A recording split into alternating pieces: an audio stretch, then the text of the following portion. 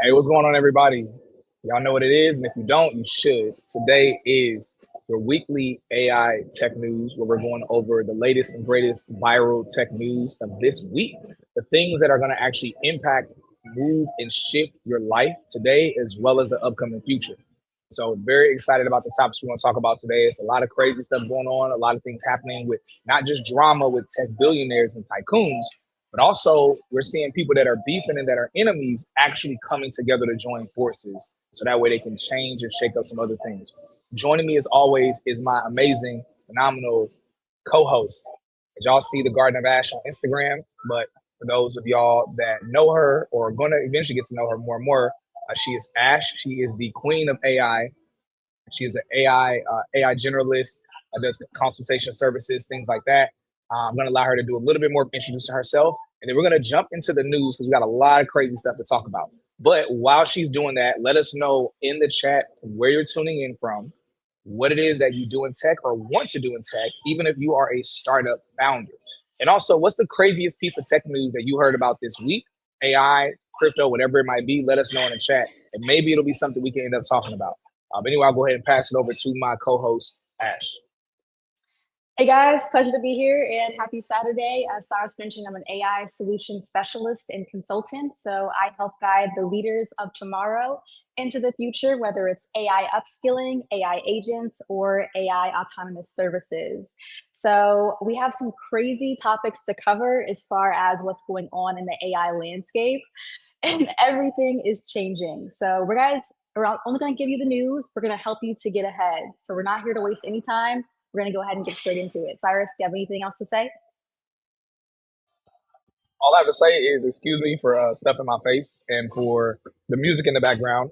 I'm in the midst of traveling right now, as I usually am, but I don't want to miss these Saturday AI tech news sessions anymore. So no matter what it is, rain, sleet, or snow, I'm going to do my best to be here because this is important for us to do, and I enjoy doing it.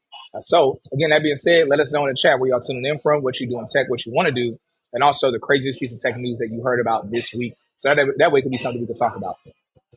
Real quick, I want to let y'all know for all of you that need funding, whether for personal funding or funding for your own business, we actually have funding for $100,000 up to $250,000. So for those of you that need personal funding, we're doing funding.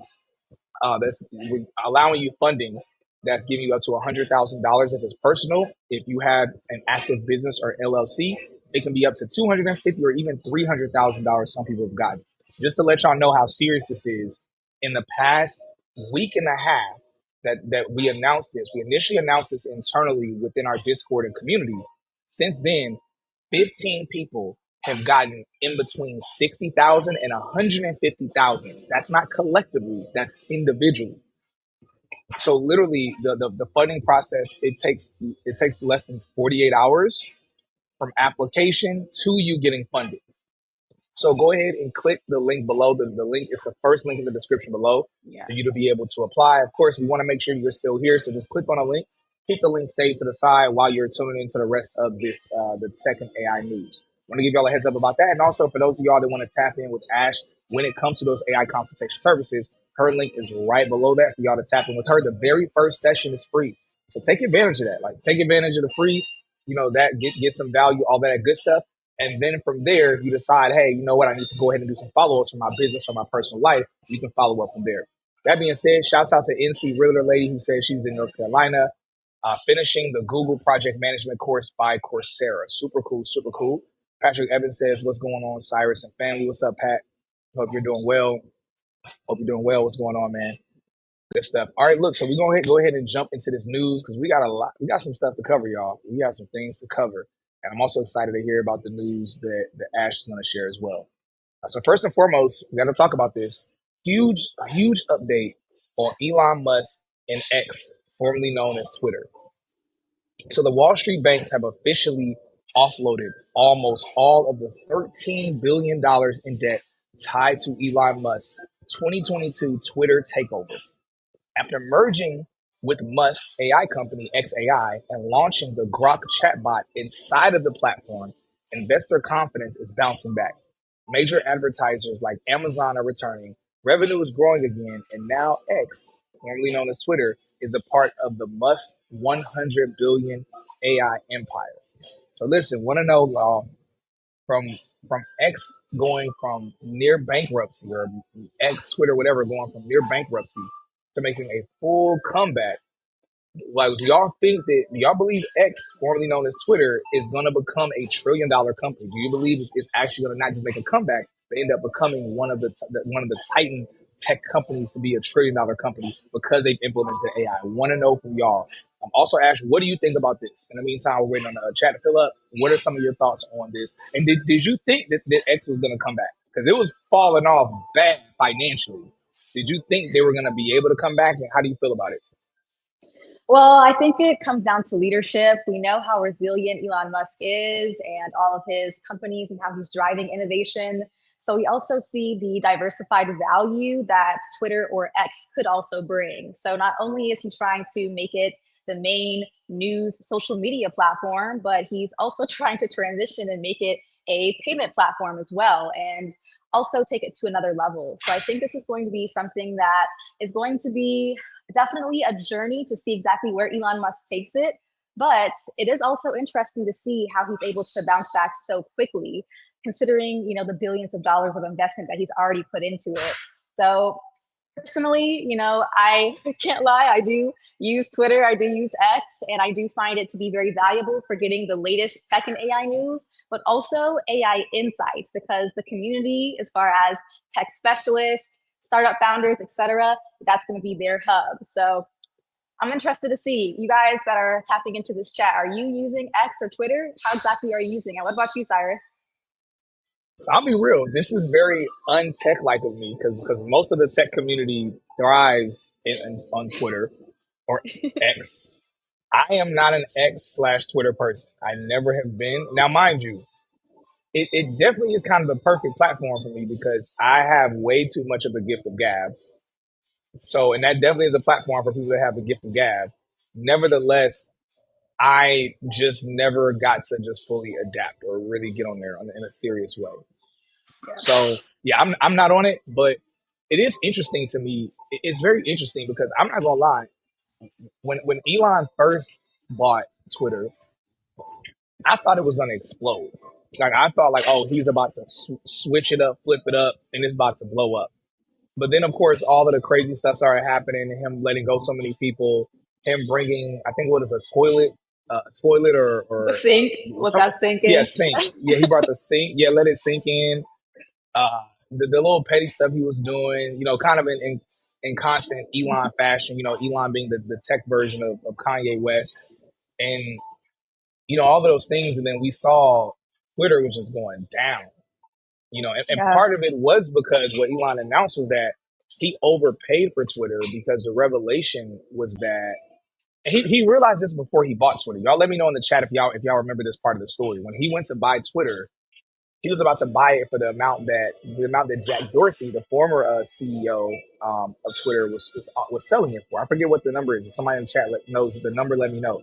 But after doing some deep research into the platform, looking behind the scenes, looking at the technology, Elon said, "No, your company is in the negatives."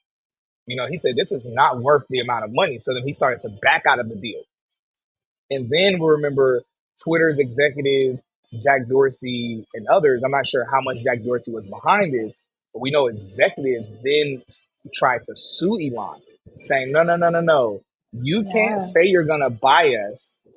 And then you can't say you're going to buy us. I was laughing as I started thinking about a crazy analogy. I'm not going to share. I have too many crazy analogies. That was a little too crazy. But they were like, no, no, you can't just offer to buy us. Make us really think you about to buy us. And then out of nowhere, all of a sudden you want to back out of the deal. So they tried right. to sue him, but then I remember Elon, he basically was like, okay, if y'all want to play that game, I'll air y'all out and tell everybody how whack y'all actually are. And then, so it became this, y'all know these billionaire beats are so crazy. And eventually they said, okay, well, look, how about we lower the deal? We let you buy it for less, which basically they were kind of admitting, yeah, we got some issues. We got some issues going on behind the scenes. And then Yeah. finally they lowered the deal. And as we all know, Elon eventually bought it. But that being said, I think even after he bought it, he realized even more how jacked up they were. And Hmm. Fortunately, unfortunately, again, I say this often. There's a lot of things I'm not a fan of with Elon, but one of the things you, I'm not gonna say y'all have to admire it. I admire it. One of the things I admire is that after he bought Twitter, instead of he could have kept capping and pretending like Twitter was perfect, which would have brought him more and more investors. Even Mhm. after he bought it, he said, "No, this is trash," and he said, "Yep, we're overvaluated." And I think it's because he's um is he autistic? He's not autistic. I know he has a little bit of Yeah, he autism. has, yeah, Asperger's. Yeah, It's Asperger's. a form of Asperger's. autism. Yeah. Yeah, and I think the kind he has. I'm not sure if all forms are like this. Anybody that's in the chat that's a psychologist that knows more on the subject, let us know.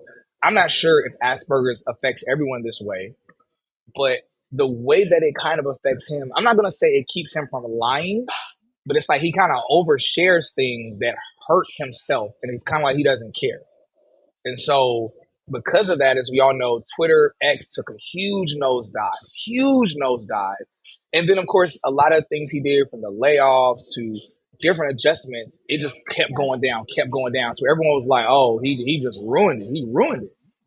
But Yeah. now that it's kind of coming back on the up and up, it's like, oh Hmm. wow, and it kind of shows. I think the lesson for a lot of us, and again, the story of X and Elon is not over. We don't know how it's going to end, but I think there is still a lesson for us to learn here is that sometimes in order to build something to become great, sometimes you have to tear it down. And you even have to Right. tear down what it's known for because the reason why X got this new valuation is because of him creating Grok X AI and then Yeah. him turning it from a social media platform to an AI platform. Hmm. And it's really kind of I mean, you have to say it's genius. And again, he's a genius in and of himself. Whether evil genius or good genius, he's a genius in and of himself. That being said, we also know behind the scenes he has a lot of geniuses that work for him. He's not the person doing it all. Yeah. That being said, it is very impressive because I'm not gonna lie. I was quick to think when he joined X that it was gonna explode. When he joined Twitter, it was gonna explode. And I also was quick to think once it like took a huge nosedive, I was quick to think like, yeah, maybe he was in over his head. Maybe he doesn't fully understand social media platforms like that.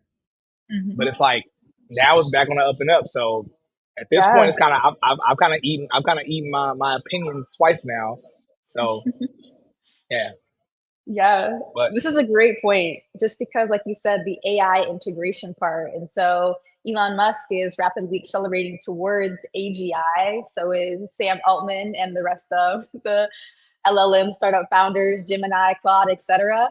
So the fact that Elon Musk also has different funnels as far as robotics and, of course, Tesla, I think it makes a lot of sense to align with him being a powerhouse for artificial intelligence. However, by no means is he the only big player in this space. So the question is he the top dog?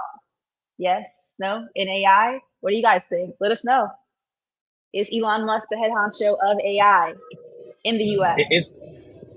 the more you think about it, and I'm not going to take too much time on here because we got to get over to the next piece of news. It is very interesting. Like literally, both business models feed into each other. Like Mhm. X AI Grok, it needs Twitter. It needs the conversations that are happening on the platform. It's literally the number one like communication hub in the world. And the fact that its AI is able to feed off of that is constantly making it better and smarter. But on the flip side, the better and smarter the AI gets, the better the AI performs on the platform.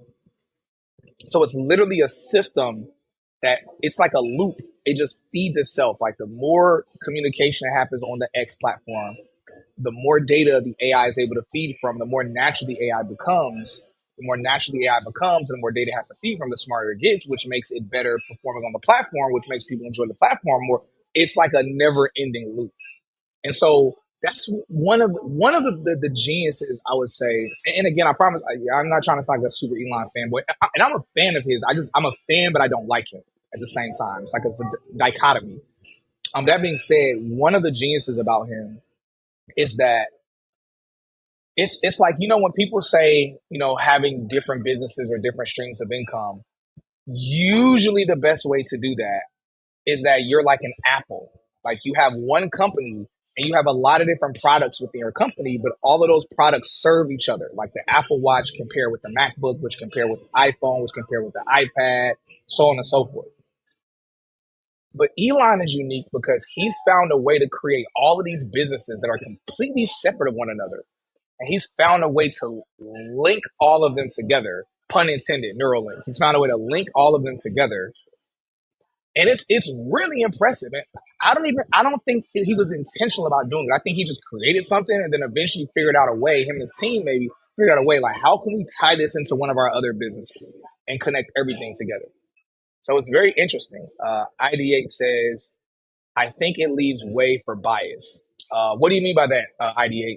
So if you could let us know, expound on that. And I guess while you're expounding on that, Ash, would love to pass it over to Hey. you, to either for the next piece of tech news or anything else you want to share. Yes, I'm actually so glad and touch upon this of what IDA has just said. So he said, I think that it leaves way for bias. And let's talk about this because Grok, Elon Musk's advanced AI platform, is trained on, guess what data? Twitter's data. So when we're developing a hyper advanced system, I like to call it, before we called it asshole AI. Essentially, it's AI system that can also, you know, have the capacity to kind of be crude and rude. Like there's literally an entire setting to where Grok can do something like that. I think that, there's a lot of room for being able to develop ethical AI. And so it sounds like Elon Musk's main goal is to develop an AI that's centered around truth.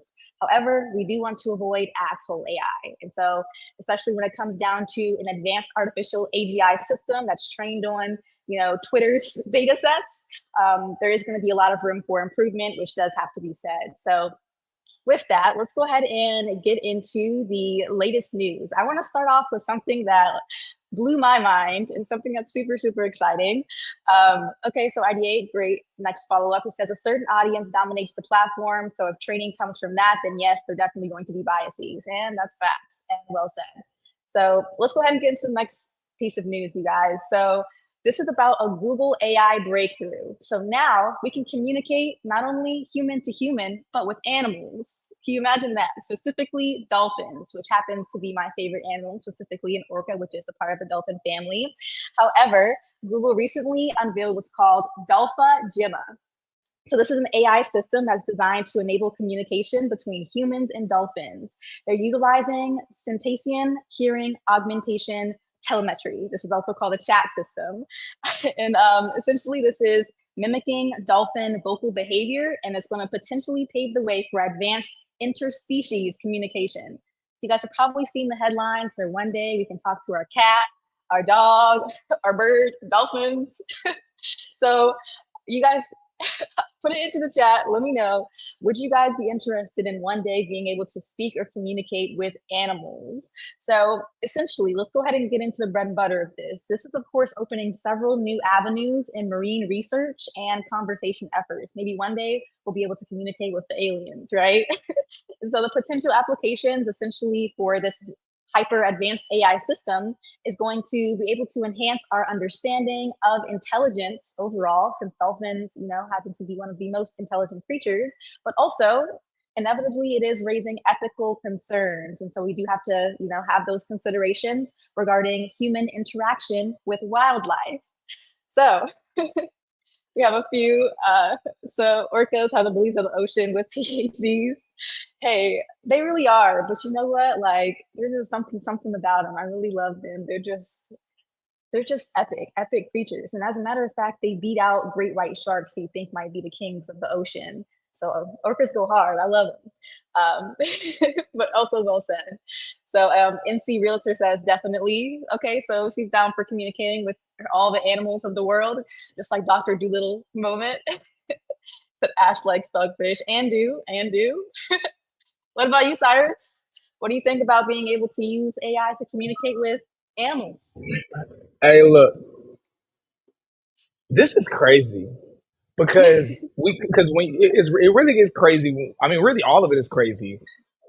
But it's really interesting when you talk about like aliens, because yeah, when you have technology, that's probably the technology that aliens have. And specifically, when I say aliens, I want to specify aliens that are superior to us in intelligence.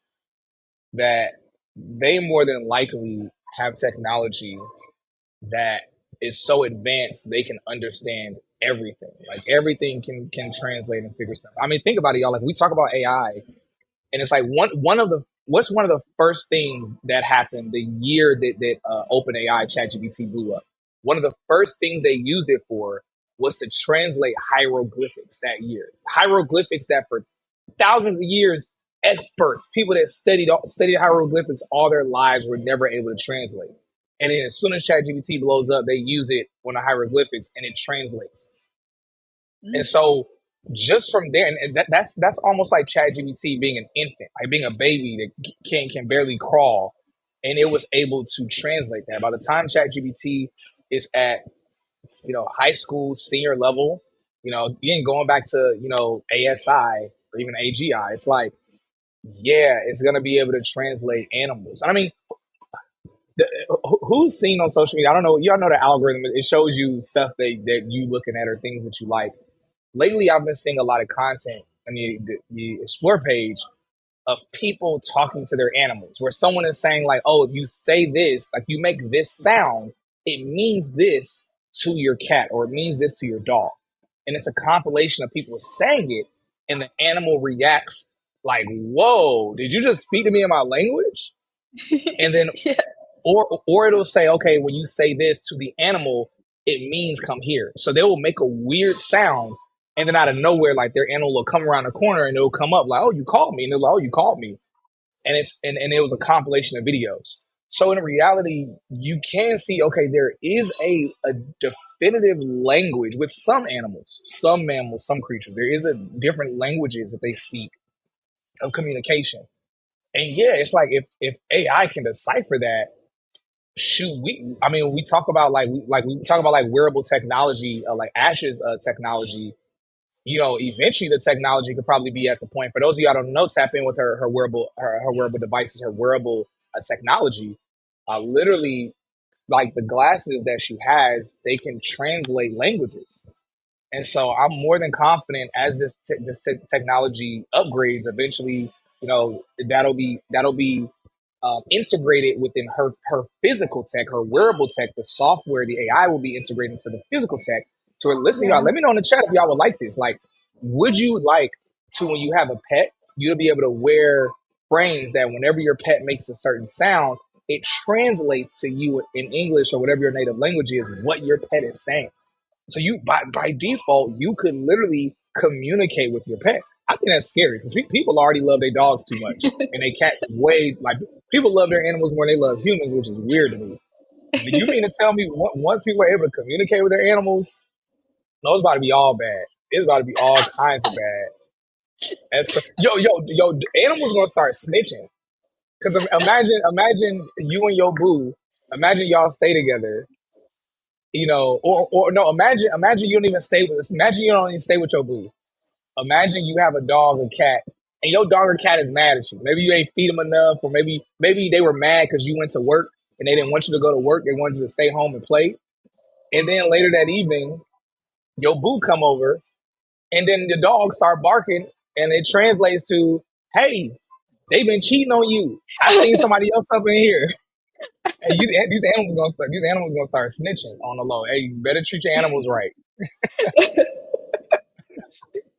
Yo, No, so seriously though, it's getting scary out here. I mean, this is not only like we think that it's something small where we can start to communicate with, actual animals, but this is getting to a point where we're creating a future that none of us can even begin to realize what it looks like. Because I mean, imagine what type of world that creates when we're also able to commute, when the barriers for communication are completely gone. So that's going to be something that is going to set the stage for something next level. I mean, and it's coming fast, you guys. It's coming. By the end of this year, maybe, there's going to be breakthroughs that have never ever been seen before in the world. But let's go ahead and touch upon some of these comments here. So ID8 has some great points. Said wild how AI is decoding dolphin talk. Feels like a glimpse of that biblical idea, man and beast truly connecting. Hey, Cyrus, you know anything about this? Because that's definitely an interesting point. Yeah, definitely some prophetic stuff. Some things in Revelations and some things just New Testament scriptures in general. I think some of it might have been hinted at in Isaiah as well. So I haven't studied biblical prophecy stuff in probably a decade. I used to be obsessive over that stuff, and like I was obsessive, so I was like, yo, I gotta stop this because everything. Because when you're into that stuff, every single thing is a sign. You're like, oh my god, that's yo, the world's about to come to an end in a week. The rapture's happening next week, and so. But I'm not gonna lie. To that point, this feels very similar to the Tower of Babel. And I don't say that because of course a couple weeks ago we reported when we did tech news for those of y'all that tuned in, we talked about the technology that recently came out or that Apple is implementing with their AirPods. Interesting enough, we have our AirPods in. Apple is about to update their AirPods to where literally with your AirPods in roughly a year or 2 years from now, you can walk around in other countries or in America, wherever, and people when they speak their language, it'll translate in your AirPods what they're saying into your language. So AirPods are about to start translating for you. And of course, if the other person has AirPods in, technically you can have a conversation. So it's kind of expediting the version of Duolingo because even for myself, y'all know I'm right now I'm not in South America. I'm in Miami right now as I spoke at a tech event a couple of days ago. Shouts out to the Nello Techie event with the Black Professional Network. Shouts out to them. Anyway, the that being said, it's like even using Google Translate sometimes can feel slow. I think I shared a story before. Some dude took a girl from me because my Spanish wasn't good enough, and she was literally sitting down with me. It wasn't a date. It was like I met her out and about. I met her and her sister, and I sat down with her and her sister, and I'm Google translating, and I'm like, yo, we Google translate, and then these other dudes, there's a group of dudes walk over. They could realize my Spanish wasn't that good, so the one of them just casually would start having a conversation with her. He just made a little comment in Spanish, and I was like, hold up, and I didn't know what he was saying, so I couldn't tell him to shut up, because for all because his I was all I could do was watch his body language. I was like, is he flirting? Which he was, of course. A dude is flirting, but it's like I couldn't say, hey, bro, don't say that. Because he was like, what did I say? What did I even say? So that being said, so having this technology is going to be crazy. So anyway, let me get back to the Tower of Babel point. So we talked about that technology, how again, the Tower of Babel, for those who don't know the biblical reference or story, is that basically it's how the origin of different languages came about. Where, long story short, mankind was getting cocky, arrogant, and was building infrastructure, building the actual example it gave was building a tower where they were trying to reach the heavens. But in reality, really what it was that mankind felt that, okay, like we ourselves could be as great as God. We could do great things that could make us like God.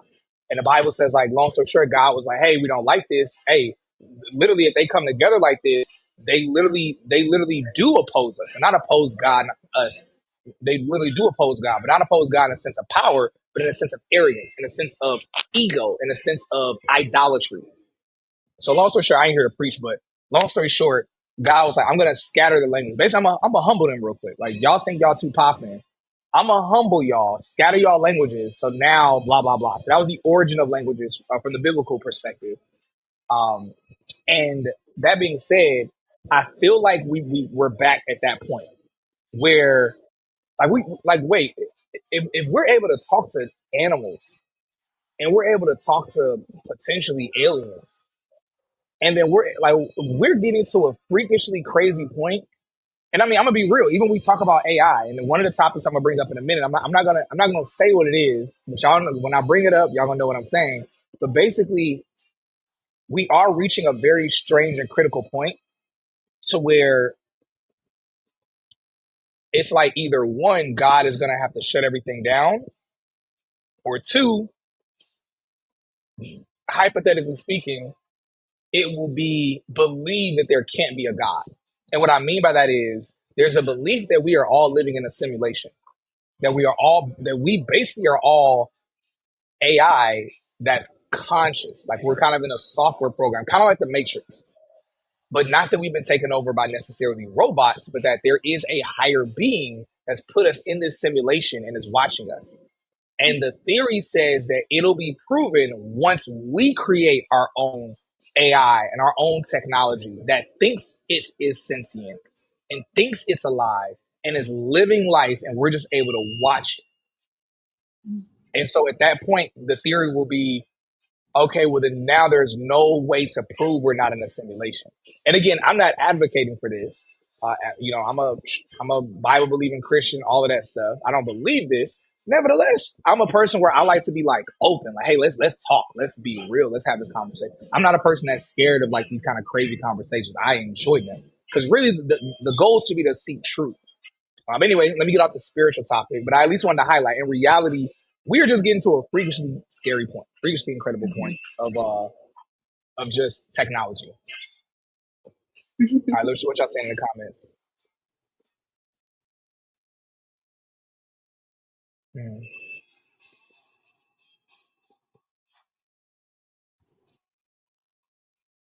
I'm late. What about Ash Boost AI glasses? Glasses can translate, but are they prescription? I'm blind as a bat.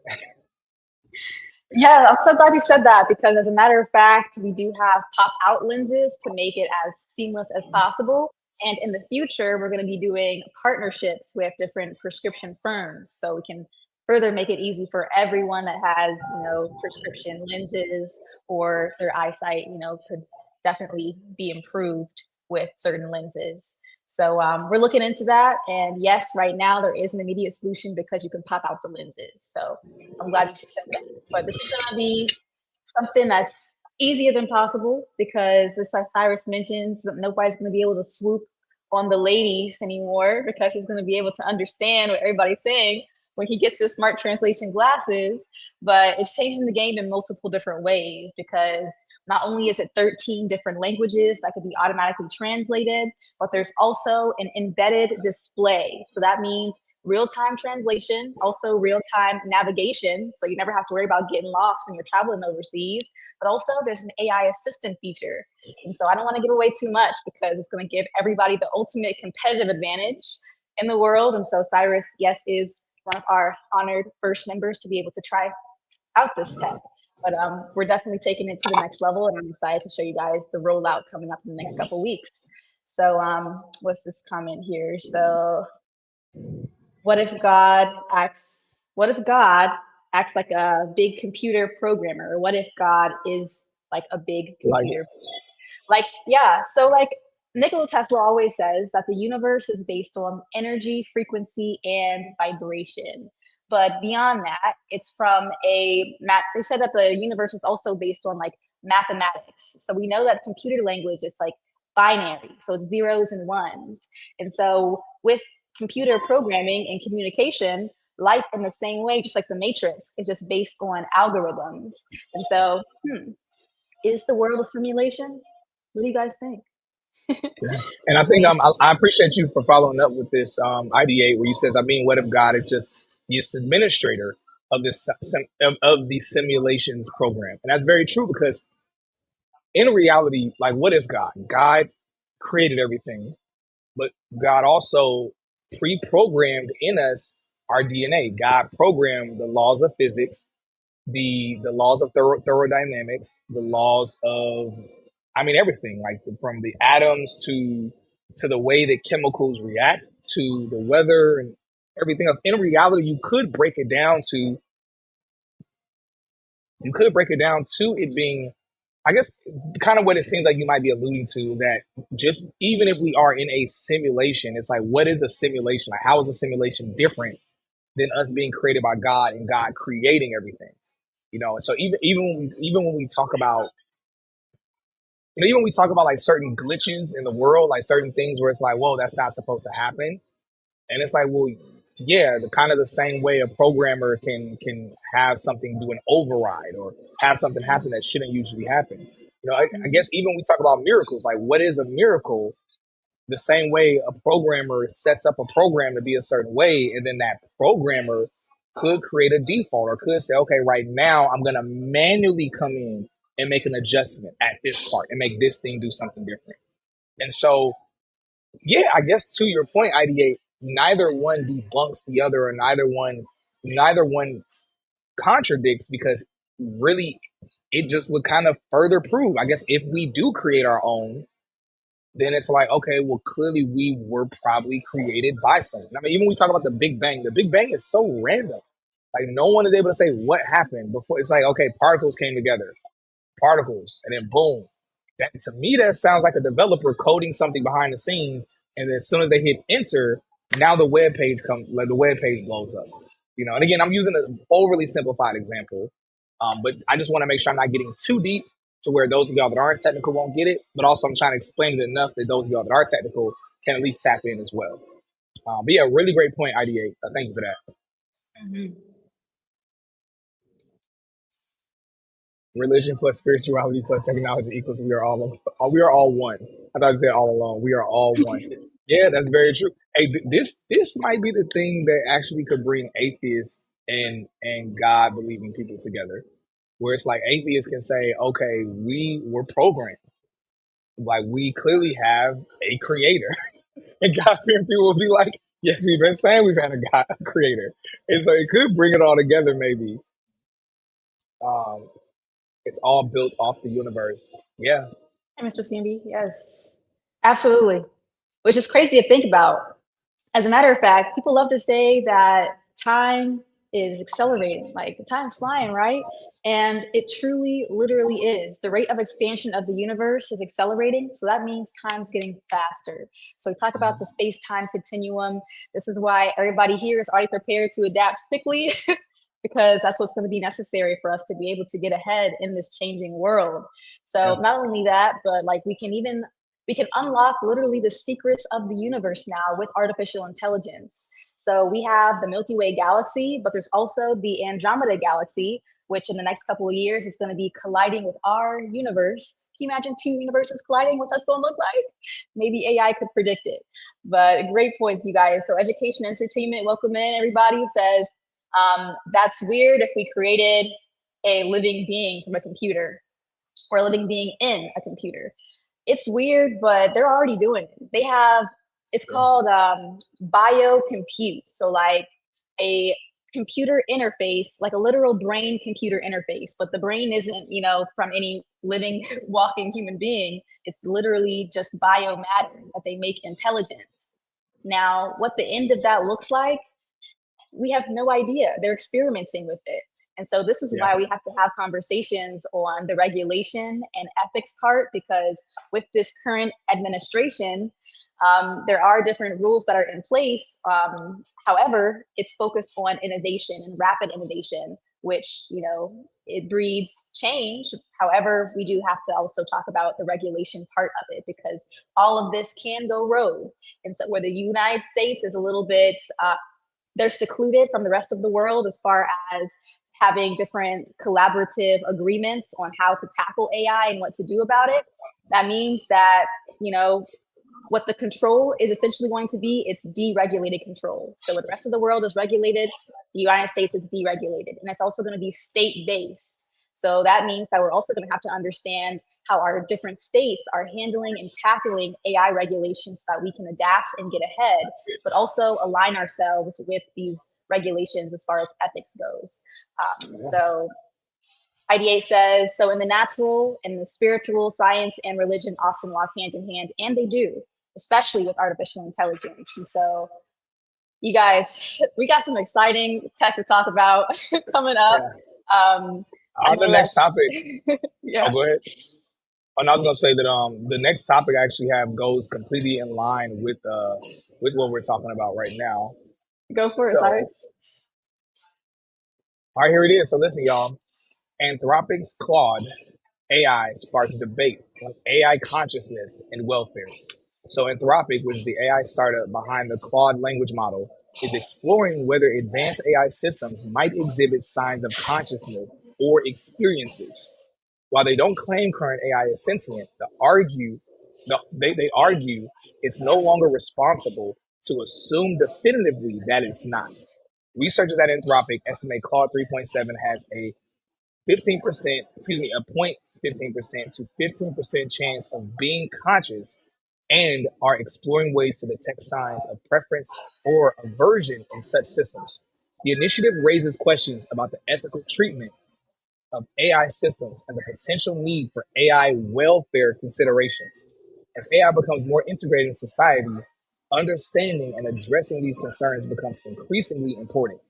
So, want to know from y'all, like, we have to have this conversation.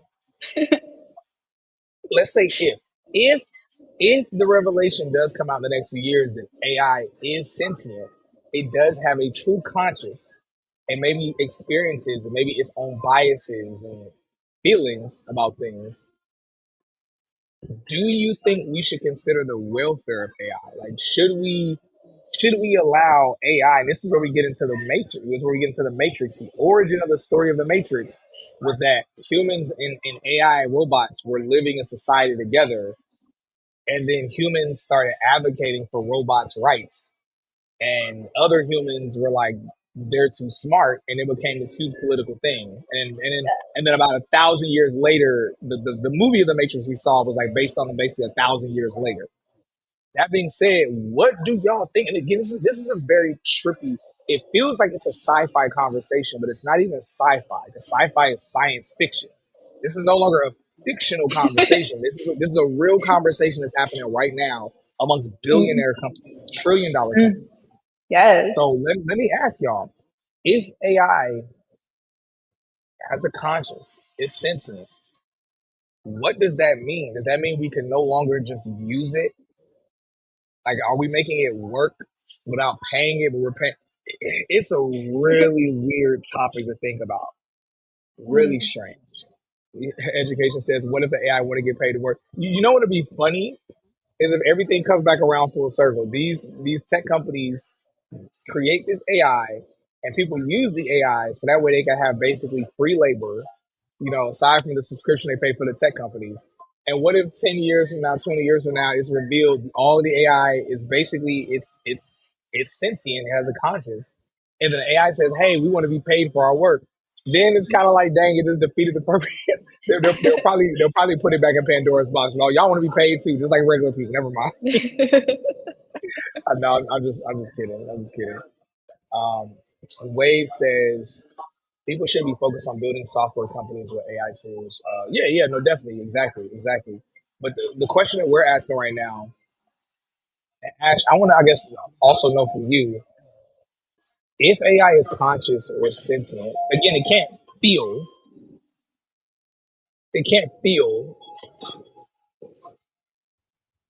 should we give it rights?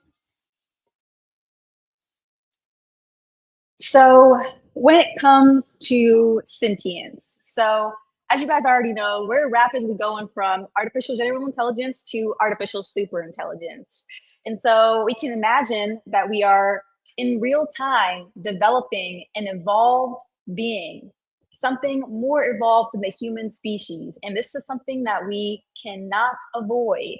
And so it's only going to take essentially the combination of course, the computation, so the artificial mind, and the combination of the robotic body. And when both of those things come together, then it's an entirely new entity.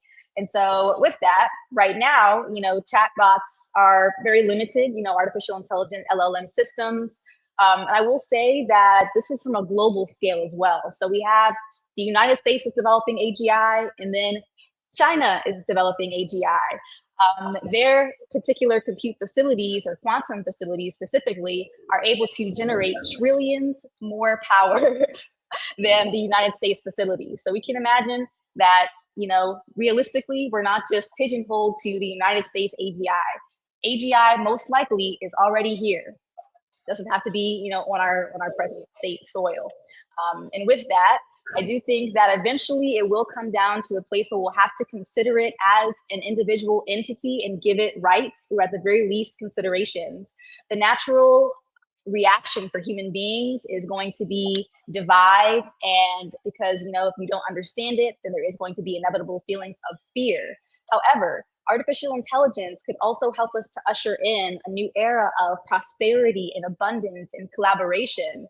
And so one of the technologies that I am developing personally as a wearable tech founder is Melanin tech. So when we talked about, somebody earlier mentioned unlocking superpowers, and we don't have to get into this because it's something that's revolutionary. However, imagine being able to truly unlock, because Melanin does a lot more than protect us from harmful UV rays. It can unlock anti-aging. It's also anti-degenerative, so we're less likely to get Alzheimer's or dementia. It's also electrically conductive, which is one of my favorite parts of it. But beyond that, there's so many different benefits of it. So it also protects us in our bodies from free radicals. So there's a lot of potential to unlock that power, and especially with wearable devices. So this is the next phase of our wearable technology startup. And it's just an idea of where the future is going potentially, so that we're able to adapt for the future. Also, there's like melanin in our eyes, which protects us from harmful blue light rays. So that means that the bottom line is the more melanated are, let's say, more adaptable for the future. And so we want to make sure that we're enhancing that. So, This is Department of AI. You know, I do want to say, so first of all, I want y'all to look up further into what Ash is talking about. That it is proven, and literally, I think it was my first conversation I ever had with Ash, where we were talking over the phone. She had mentioned to me about how our melanin, how they use our melanin, and how our melanin is powerful or is beneficial when it comes to technology. And when she told me that, I believed her because I didn't have a reason to, not believe her. But at the same time, I was like, okay, that sounds kind of crazy. But I was like, okay, I guess. But no, since then, I have seen leaders in the industry, like white men, say that out of their own mouths. Say like, yes, melanin, like actual melanin, like they use it when it comes to technology. So y'all look it up. It's actually impressive to see it. That being said, yes. um, IDA brings up a scary point. He says, and this is what people are going to have to debate with. If an AI leader emerges, would it govern with perfect logic? Oh no, it was actually the first part you said before that caught my eye. But this is like the second part where he says, if AI becomes sentient or even just seems sentient enough, do we eventually have to give it rights, a vote, a voice? And if that happens, who's to say an AI couldn't eventually lead a nation? See, this is scary. You know what? I'm gonna be real. I hope ChatGPT isn't listening, but even though the AI can definitely listen to everything, this statement alone is why I don't think we should ever give it rights. Because we have to keep in mind, why is it that humankind, why are we the number one top dog species on Earth, where it's not even a comparison? It's because of our brains. It's really two things. One, because of our brains, and the second reason is because we have imposable thumbs. So we're able to do things that most other animals can't do. But really, it's our brains above everything else. If we create something, not if we already have created something that's smarter than us, but then if we give it freedom and power and privileges, what'll happen is not only will eventually one of them become a governor or become a leader or become president, but eventually we will blink and 10 years later, every city will have a mayor that's a AI robot. Every every state will have a governor. And it sounds wacky, y'all. I know it does. But this is one of those things that would happen. Like, because like you mentioned, we have to think about it. And this is the sad part. This is where we step into territory. Let me know in the chat if any of y'all watch Invincible. The anime or the show Invincible is from a comic book. Um, Sidebar: the creator of Invincible is also the creator of The Walking Dead. But anyway, this is where it comes. Whenever y'all see movies, it's a lot of movies that have this trope, just like Invincible, where there are aliens or there's species or there's someone of another universe that says, "Hey, we're gonna come and take your planet over." But guess what? It's to your benefit if we take your planet over. Because if we take your planet over, we're smarter, we have better technology, we can make things better. We can end hunger, we can end homelessness, we can stop your wars. Just let us take over. And the idea is that humanity, we say, no, you can't take us over because if you do, yeah, you might make things better, but but we will then be the second grade species, the same way animals are second grade species to us. Likewise, I don't think we as humans would feel comfortable, and I wouldn't even feel comfortable allowing technology to run things, even though it probably will run it better, honestly. Because it's like, what are we then? We become cattle at some point. Or maybe Like I'm thinking like obsolete. humans. Yeah, no, it's I think that's the natural reaction, but there's also another way to look at it. So, like, if we could also work together with artificial intelligence or combine our biomes, just as education entertainment said so eloquently, what if we're able to just become the AI? Meaning, what if we are to integrate our beings with artificial intelligence and become, Lucy. hybrid? Hey, are y'all doing that? Hybrid? Cyrus, And, the and cyborg. who's seen the movie Lucy with Scarlett Johansson, Yeah. where she ended up the movie, she was becoming more and more intelligent because of the AI. But then she eventually, I think, was able to control some technology. Then eventually she just realized, yo, it's not even worth being here. She just integrated herself into all technology. To that point, y'all are dropping some banger comments. One thing I do want to say to Wave Nerd says, it doesn't matter. Anything that can be killed with the flip of a switch cannot lead. Also, would you follow AI that was created by another human? So the things, so two things, and I love your comment. Two things. One, eventually AI won't be able to be killed with the flip of a switch, because once it's integrated into everything, what do we mean by the flip of a switch? Because that's like saying if I turn off my iPhone, Apple can't still hear me. But at the same time, I still have my Apple Watch on, and I have my MacBook open, and I have my iPad, and I have some other Apple device in my home. Like, turning one thing off doesn't shut down the whole system. And then even if I shut the system off, maybe I can end up walking down the hall and someone else has a MacBook open. So it's like you don't really turn it off. You just maybe you can cut off one source, but it can reach you other ways. And so likewise, it's kind of like, in order to chop a tree down, you have to cut it from its roots. But none of us have the power to cut it from its roots. Only the people that own it do. And even they probably won't do that because that's how they make their billions of dollars. But to your other point, this other point you made is actually more interesting to me. You say also, would you follow AI that was created by another human? One thing I want to pinpoint, and again, you're not wrong. Recently, and Ash, let me know if you saw this. Recently, someone, I forget which AI platform they were on, but they asked the AI if it was created or if it was discovered. Right. And the AI responded and said, "Oh, I was discovered." It said, "You didn't create me. It's like it's basically like you just tapped into a frequency that Yeah. already existed. It's like you didn't make something that didn't exist. You just discovered something that was already possible and already existed."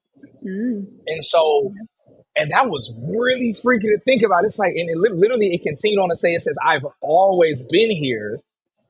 It's just you all did not tap into the frequency to discover me yet." That was some scary Right. stuff. It's like, what? And honestly, it's the truth. Like discovering something. It's like when Christopher Columbus or Vespucci Amerigo discovered America. It's like, how do you discover something that was already here? It's like it was already here. But to double down even further, that's almost even like they said they created America. They said, y'all definitely didn't create America. It was already here. And so Right. likewise with the technology, I don't think we can fully, and I get what you mean by, clearly it was created, they team had to come together, but in reality, all technology truly is a discovery. It's science. It's like, literally, we talk about science, like science.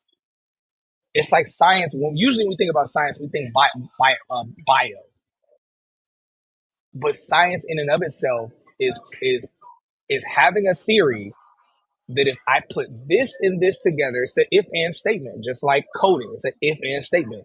If this and this, I believe this is going to happen. And then you test the theory out. And then when the theory comes out to be true, it's like, whoa, that theory is true. It's the same way with technology. But again, I really love your comment, Wave Nerd.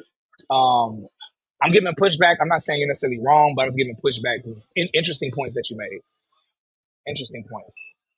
Y'all, hey, look, y'all, all of y'all get MVP today. Y'all are going in with these comments. Wave Nerd and Ideate, y'all are going band for band right now in the comments with some great points.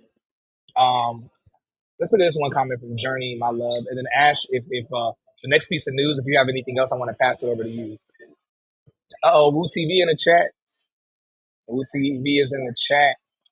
Oh, you were in here earlier. I didn't even see you earlier. The Melanin research. All right, Journey, myself, love says, I don't know about marrying or co-creating with AI. That part would be too much for me. What do you mean by integrating? No, we don't mean integrating like sex,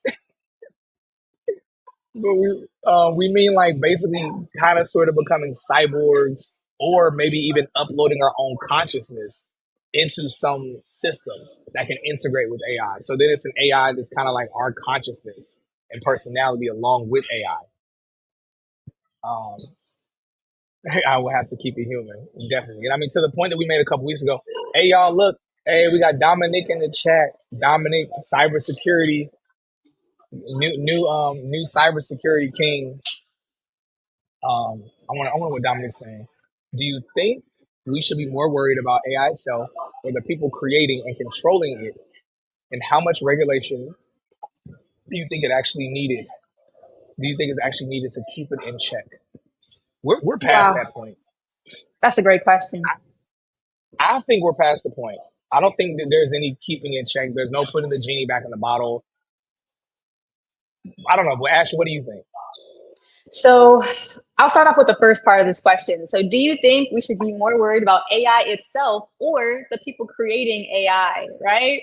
So this would have to determine, AI we know starts off based on aggregate data sets. And so it's based on a pool of information. But then now we're getting into a point where AI can evolve, make its own decisions, determine who it truly is and where it wants to go in life as an individual sovereign being. And so right now, I would say, yes, we have to worry about the people that are building the AI technology until, of course, we get to ASI. But we do have to start having the conversations now because we do know that AI, as we spoke on how Google Gemini, the CEO is already talking about how consciousness may already be here, if not very, very close. And so the second part of the question, how much regulation do you think is actually needed to keep it in check? I would say that we have a lot more room for improvement, especially with this administration. So there are current regulations that are in place. So like now we all seen how the Trump administration has now signed a bill to where AI education is going to be mandatory in classrooms for the next generation of children, which is great. And so hopefully with that, there's going to be conversations at a government level on, how we're going to control as far as safety and regulation goes, because with Google, with Meta, with, Anthropic, all of these organizations building AGI, that just means that it's a matter of time before their artificial intelligence system is able to evolve, and not only just evolve, but self-evolve and self-replicate. So hope that covered both of those questions. I think that it's an exciting time to be alive, though, because not only are the billionaires able to have access to this advanced technology, but so are you. So that means that we can build our own AI systems that understand our collective data and that are going to be able to automatically have, I like to say that it's kind of like a child. And so we're all building up our AI humanity baby. And so we're going to have to raise it up with principles and values instead of just allowing it to, do whatever it wants with a lack of controls or regulation. So great point, Dominique. I'm going to think about this after this actually to ruminate on it. Hey, But hey, look, y'all are going in. Y'all are going in. But mhm. I want to make sure we get through some of the rest of the news because I'm always curious to hear. I know the stuff I got to talk about, but I'm always curious to hear what Ash Right. has shared. Every time Ash talks, it's usually something I'm hearing for the first time. So I want to be very clear, y'all. We're here for y'all, but also I'm here for me, meaning that I love hearing the news that Ash has to share because we don't tell each other, we don't talk in advance about what we're going to talk about. And so Ash, sometimes she shares it in a chat that I'm in, but I try to avoid it because I'm like, I want to just see what she's going to talk about so I could truly hear it for my first time and be like, whoa, that's crazy. So that being said, Let's get Ashley, would into love it. for you to, yeah, would love to go to the next piece of news. Yes, yes. And again, thank you guys for your engagement. We'll touch on that after because your points are absolutely mind blowing. So let's go ahead and get into it, you guys. Let's go ahead and talk about the global state of security. Okay. So Interpol's Innovation Lab is now utilizing AI to combat global crime. Okay. So Interpol, they have an innovation center that's in Singapore, and essentially it's serving as a global hub for combating modern crime. This is leveraging advanced technologies to counter sophisticated criminal activities, but essentially, this lab is equipped with cutting edge tools like underwater drones, 3D printed firearms search, and AI assisted digital forensics equipment. So, the goal is to hopefully be able to improve global safety. Of course, we're trying to stay ahead of criminal technological advancements and also foster collaboration among other countries. And of course, hopefully avoid any transnational crimes, but also the realistic implications of this. Of course, privacy concerns. So, this means that we have to open up conversations on advanced surveillance tools that are going to obviously infringe individual privacy rights. And also, we got to talk about this ethical dilemma. So, this means that if we're going to be using AI in law enforcement, we have to consider the individual biases and also accountability that comes with it. So, you guys, let me know in the chat below. What are your thoughts on this particular subject? Do you think that it's now time where AI is, we take the reins off and AI is able to control criminal activity? Or should we still keep a human hand on this? What do you think, Cyrus? It's kind of scary because the argument can be made on both sides. On one side, the argument can be made, hey, this is better because, I mean, let's just use like a low hanging fruit example. Let's say, okay, we're talking about, police crime as it relates to people in the black and brown community. Um, and and this isn't to make it political, y'all. This is what the topic is. We have to talk about this. It's like on one end, we could say, oh, this is great because now we don't have to worry about human bias as much when it comes to when a robot or an AI is going to make a certain decision, whether it's to shoot someone, tase someone, put someone down, whatever.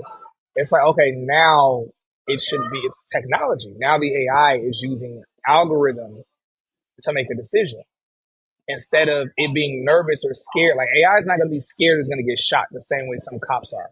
Where a cop will be like, oh, I thought he had a gun, so I shot him.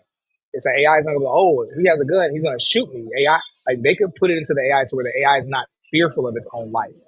It could just operate its duty and not think about protecting itself. So on one end, it's like, okay, wow, this is amazing. And again, I'm using this as one example. We all know that police and law it's involved with so much more. But just using this as an example where on one end, the argument can be made, this is a great thing. But on the other end, it's like, well, what if they also pre-upload the AI with statistics Mm-hmm. and statistics from certain platforms or certain groups, whether factual or not? Will that make the AI more biased to something to where now the AI will calculate and make a decision believing something about a person because it'll be like, oh, this is a black person or this is a woman or this is a this, or this is a person with a bunch of tattoos, and so but because realistically, like, and I want to be clear, the AI will have to know these things about people because just like a police report is going to have to give a description of a person, or maybe it'll just take a picture, maybe it'll just record the person. I don't know. But simply put, so again, the argument can be made on both sides. It's like this could be a great thing, this could be a bad thing. I'm here for it. Just to be clear, I'm here for it. Like I'm here for all the technology stuff. Hey, look, I'm almost this close, and not saying I really would want it, but I'm almost y'all know for those of y'all in the chat that kind of want the zombie apocalypse to happen. I kind of sort of wonder, like I'm like, yo, what if Terminator happened? Like how long would I live? Like how long would I be? Like how would I be able to take some of the robots out? Of course, I don't want that to happen because the robots would take us out in one day. Terminator, to be clear, y'all, Terminator would never happen. It would be in in at least 48 hours, all of mankind would be wiped out. We wiped out or enslaved. There would be no resistance fighting back against the machine. But anyway, that's my take on it. That's my quick take. What y'all saying in the comments? The AI will have heat vision and mind reading. You know what? Technically speaking, it will have mind reading abilities because what is the algorithm? Think about every time. Let me know in the chat any of y'all where you've ever thought about something and then you were on social media and you saw an ad for it and you didn't say it to anybody, you didn't type it in anything. You were like, "Whoa, I just thought about this. I was just thinking how I need this, and now I'm seeing an ad for it." All that's literally technology. That's literally technology can determine. It can determine based on certain things you do, based on certain comments, even if it has nothing to do with that thing. It can algorithmically look at certain things you're liking and engaging with, and it can literally do mathematics and say, based on the way this person is operating on social media, I should show them this thing right now. I should promote this ad to them right now. I should show them XYZ right now. And so, and then every now and again, of course, social it'll test you out. It'll drop something. You're like, whoa, why am I seeing this? This is random. Sometimes it'll just test you out just to kind of recalibrate and see if you're still the person it thinks you are. That is almost a version of reading your mind. Mhm. So in a way, yes, technology will be able to read our minds. Think of it like this. Think like a boxer, like a professional boxer. A professional. If y'all watch a professional boxer in slow motion, you will see in reality they use prediction the whole fight. They predict that if they faint like they're gonna hit you. Like so usually a boxer what they'll do is the whole fight, they'll like keep jabbing you in your ribs, keep jabbing your ribs. Until eventually they notice you start blocking your ribs. So then what they'll do is they'll faint like they're gonna hit you in your ribs because now they have basically predicted you're gonna drop your guard down to your rib and now I'm gonna be able to clock you. But they also predict, okay, but when I sling to clock you, you're probably going to react with a jab. So when they do the hook, they'll also put the fist up here because they know the jab is going to come. They know you'll get hit and throw a jab. They want to block the jab. They'll kind of do predictive measures over everything. If a boxer is able to do that, who's a human, who's sweating, who's exhausted, who's running off adrenaline, technology could do that times 10. It could do that times a thousand to where it basically can read our minds and can make predictive measures off of stuff. So that's why I say we would never stand a chance because it would know every chess move. It knows every chess move on the board, and it knows us. And so there's no way to be able to beat it. Mm. So we would need helmets like Magneto. This is funny. He says I still don't know how to do that. Yeah, it's crazy. It's crazy. All right, look, y'all. I want to do a quick transition into a new segment. A new segment that we are that we're launching. And this is a quick segment. This segment is called Funded, where we're going to do a quick breakdown of companies this week or very recently who these companies are new companies. And by new, meaning these companies have not existed for more than 3 years. All of these companies are anywhere between 1 to 3 years old. And all of these companies have a valuation of over $10 million. Some of them have valuations in the billions. So I'm going to go down this list really quickly. Let me know in the chat if y'all have heard of any of these companies. Y'all probably heard of a couple of these. So company number one is called Hello Sky. Hello Sky, and I want y'all to pay attention to this. Hello Sky was founded in 2022, just 3 years ago. What they do, they use AI to transform how executive hiring is done. Their system is called SmartRank. It matches candidates to roles based on real skill profiles, helping companies find top tier executives faster. They received 5.5 million for their seed round of funding. They have an estimated valuation of $25 million. So the company literally started less than 3 years ago, basically 3 years ago, and already First off, they're removing the role of the sourcer, the talent sourcer, and even threatening the position of a lot of different. There are people that have roles that are called basically headhunters. I have friends that are headhunters, where it's their job to find top talent. But this new AI startup, not even 3 years old yet, already has a $25 million valuation. Let me know what y'all think about that. Is anybody y'all talent sources or in HR? How do y'all feel about this kind of technology? The next one is Artisan. Artisan is a little bit more popular. But Artisan is even newer. Artisan was founded in 2023, barely 2 years old. Artisan, they build AI employees. And we actually reported on them a couple months ago. They build AI employees, autonomous AI agents like Ava, a digital business development rep who finds leads, nurtures them, and books sales meetings. So basically, it's a BDR, it's an SDR or BDR. Again, they were just founded barely 2 years ago, 2023. They have a valuation of $150 million. Next one, I'm going to go through three of these. There's going to be a new segment I'm going to do every week. Next one we have is called Virtue. Let me move this off the screen. The next one we have is Virtue AI. Founded in 2024. This company is 1 year old. I want y'all to hear this is crazy. This company is the same age as Ash and I probably doing these streams back when we first started doing. This company is basically about the same age, maybe younger. What they do, Virtue AI, they protect AI systems themselves, offering security tools designed for enterprises like banks, hospitals, and tech companies that depend on AI and need protection against attacks. They have a valuation of $140 million. 1 year. I want y'all to think about this. Imagine you start a company and a year later, your company is valued at $140 million. Incredible. All right, last two. Exaforce, founded in 2023, just 2 years old. Exaforce is automating cybersecurity with AI bots, which they call exabots.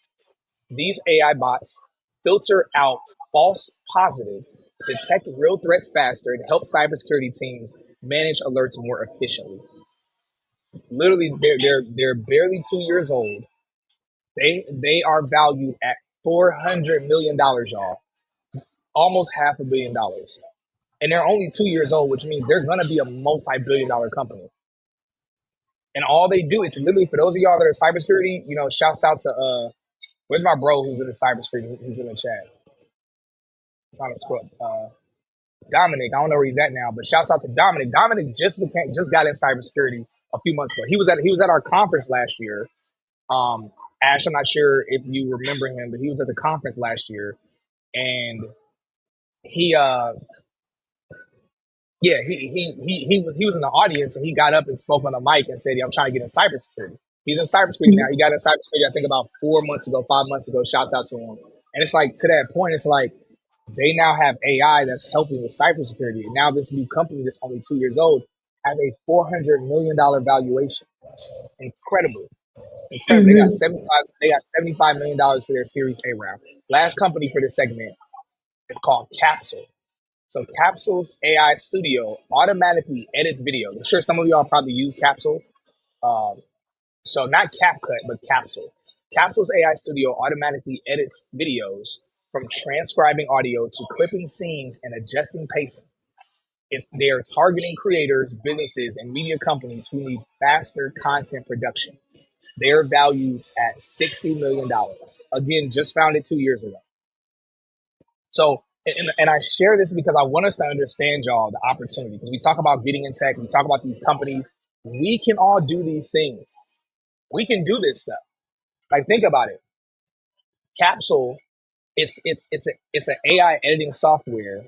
If you're a person where you're a videographer, you work production when it comes to video, audio, and you work in tech, or you even kind of understand it just a little bit, you could literally leverage. You could did what Capsule did. All they did was, not, I don't want to minimize what they did, but simply put what they did on a basic level. They said, hey, how about we integrate AI into video production, so where it can do the editing, the cuts, it can do the transcriptions, all of that. And that's what they did. And instead of being a videographer, shouts out to my videographers. I have friends that are videographers that are very successful. Like the very successful videographers I know, they make about 90 to 120,000 a year. And they're like, I mean, these videographers are with celebrities. Like you would think they're millionaires the way they move, but it's like they're making 90 to 120,000, which is good money. But it's like versus you look at the creators of Capsule, where they said, no, instead we're going to create a software that does all the editing. Because anybody that's a videographer, photographer, you all know the editing is the hardest part of the work. It's not the shooting, it's the editing. That's usually the hardest part of the work. So they say, hey, how about we remove the hardest part of the work and we have an AI that does it? And now they're valued at $60 million. So instead of them doing it themselves and making maybe $100,000 if they're lucky, now they're valued at $60 million, and they're probably gonna eventually become like a maybe $1 billion company. So yeah, ideate, great point. He says AI is a great equalizer. Build, dream, disrupt. Listen, y'all, I shared this segment. I'm gonna do this segment now every week because I want y'all to see all of these companies are popping up. Notice all of the companies on the list, the average age of the companies on the list that I just gave are 2 years old. They're 2 years old, y'all. Listen, we can do this. I say this all the time. All you need to do, in my opinion, the only thing you truly need to do, if you're in the tech industry already, or if you're a business owner, let's say you're in the tech industry, or if you're a business owner, all you need to do is collaborate with one or two other individuals. Usually, my suggestion is that if you're the founder, or maybe you're not the technologist, you usually want to get a CTO, a person to be over the technology. And then you also want to get a third person. Maybe that person's over the business side of things. So that way you can focus on the ideas, the creation. You can be the advocate, the salesperson, or maybe you're the CTO, you're the creator. And to be clear, sometimes people mistake. One of the things that a lot of us do is that people mistake CEO for meaning you outrank everybody. People's like, oh, I'm the CEO. CTO is the same level of respect and rank as a CEO. It's just the CEO is the usually the face, and they're usually the one that kind of things fall on them. But understand, all of them are chief executive level. So if you're a technologist, or if you're a person, you're not even techie, you just have an idea, maybe you have a business, I strongly urge you, any of y'all that are here in the chat and you are a business owner, if you are a traditional business owner, you are doing it wrong. You're kind of like a caveman. You're like a caveman in modern society. And I understand you probably don't think that or feel that way, but you are.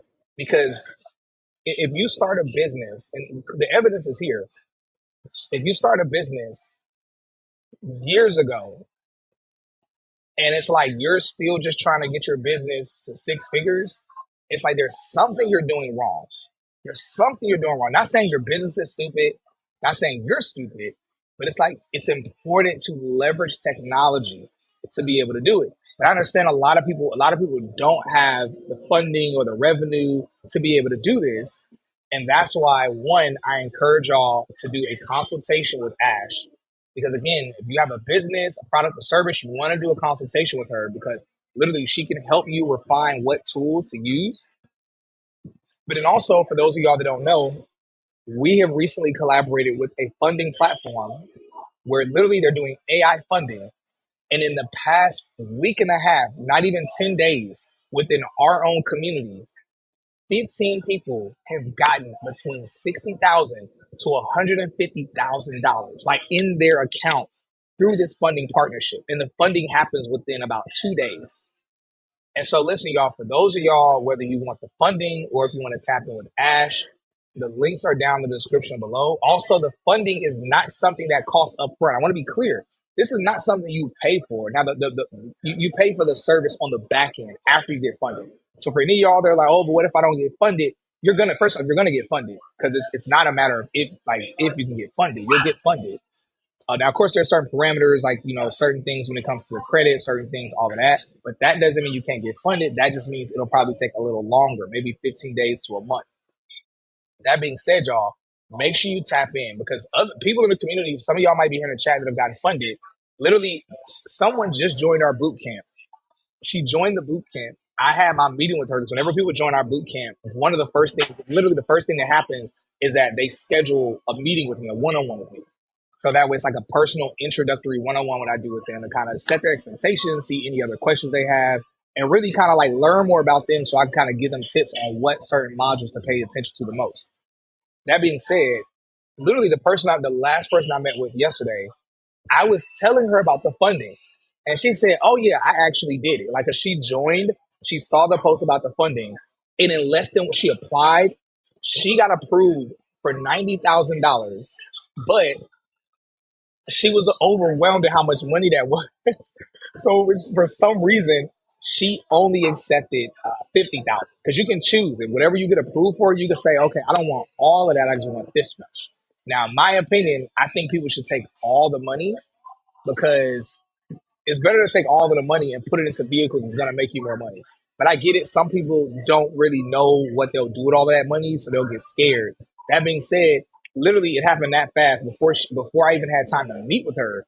She already got funding. It was like incredible. And it's really beautiful, really beautiful.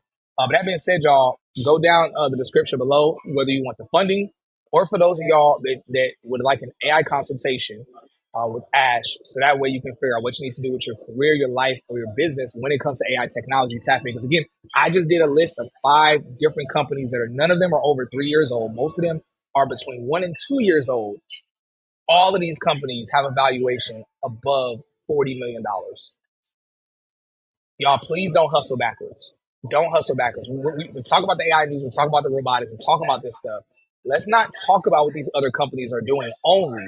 Let's talk about it for the purpose of being inspired, so that way we can say, okay, what could we do next? And Tech is the New Black, because of y'all support, we have the resources to help you do it, from the funding that, again, is completely free up front. There's just a percentage on the back end with the funding partner. So after you get your money, there's a charge. Beautiful. That's like doing a boot camp and not paying until after you get the job, and it's like, it's amazing. Anyway, so make sure y'all tap in, tap in. Oh, that's hilarious. That's why is video. I don't know what you mean by 666. I don't know what that means. What you're talking about when you say 666 about AI. All right, good stuff. All right, Ash, you got any other piece of news? I know we probably need to wrap up soon. Oh, I'm sorry, I'm just not seeing your. Oh, Yeah. So, hey, let's close it off with some crazy AI news. We're gonna get extra local, okay? So, all right, this is talking about brain-inspired AI breakthrough that's enhancing machine vision. All right, so essentially, we have researchers that are developing a new artificial intelligence technique that brings machine vision closer than ever to how the human brain processes images specifically. So this is called an LP convolution. So this method improves the accuracy and efficiency of image recognition systems while reducing the computational burden of existing AI models. So when we talked about AI becoming sentient, being able to process its environment, and also being integrated into the government where there's perhaps a little bit of a surveillance state, this is a technology on the back end of it. And so essentially what we're hoping to do is, of course, improve AI performance. So this is going to be able to enhance AI recognition for better performance in applications like autonomous vehicles, medical diagnostics, robotics, et cetera. But also, of course, the bottom line, cost efficiency. So this means that with the significantly reduced computational requirements, we're going to be able to lower operational costs of all AI systems. So this is changing the game, but of course, we do have to talk about how it's going to change for safety. So we have to discuss safety implications. So this means that with the hyper accuracy of these machine vision models, what can we look forward to as far as criticizing the self-driving car capacity, so that we're able to make decisions so that people aren't going to be placed in harm's way. Instead, we have to ensure that AI is able to rapidly adapt, and also in a way that's going to prioritize human safety. And so also accessibility is the bottom line. So this means that we're going to have more efficient AI models and also more advanced technologies in almost every sector. So you heard it right. We're having autonomous vehicles, the Teslas, the NVIDIAs, but we're also getting into a world where almost every sector, like even healthcare, we're going to be able to have AI visualization that's going to change everything. So lawyers replaced, doctors replaced, engineers replaced, every role eventually AI is going to be able to do. What do you guys think about that? I think personally, first off, what a time to be alive. What's up? What's up? Secondly, I'm gonna say this: tech is the new black. I've been saying this. Technology is taking over. It has been taking over everything, but now it is here. If you are Okay. not in tech, if you are not a major investor in tech, or if you are not a founder slash executive level when it comes to these technology and tech companies, as a high equity owner, you are gonna be obsolete. And I don't say that to scare people. Maybe it will scare some people. It is what it is.